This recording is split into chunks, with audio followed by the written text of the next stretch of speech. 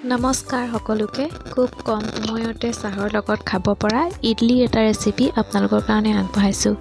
এয়া মই চুজি দি বনাম। চুজি 2 কাপ লৈছোঁ। আপোনালোকে নিজৰ প্ৰয়োজন অনুসৰি ল'ব।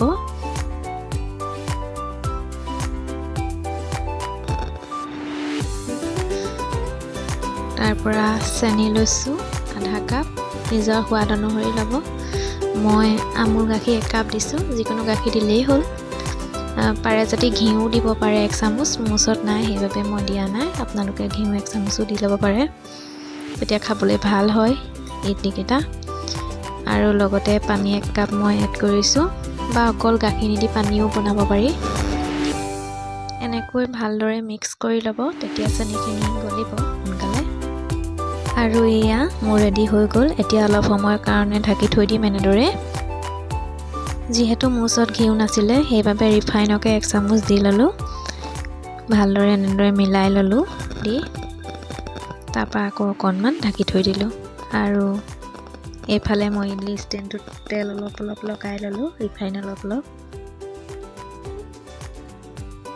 আৰু এয়া দেখিছেনে, মোৰ ধুনীয়াকৈ ৰেডি হৈ গৈছে মিশ্ৰণখিনি। খুব পাতলো হ'ব নালাগে, খুব ডাঠো হ'ব নালাগে, এটা জোখত ল'ব। আৰু এয়া মই ৰেডি কৰি লৈছোঁ এচামুচকৈ দি।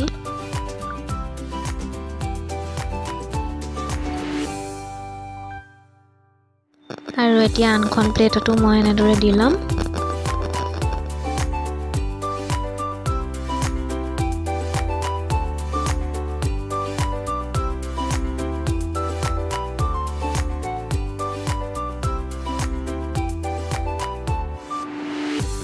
এয়া মোৰ ৰেডি হৈ গৈছে। আনফালে পানী 1 গিলাচ দি কুকাৰটোত বহাই দিছোঁ মই এনেদৰে। তাৰ পৰা ঢাকনিখন মাৰি দিলোঁ।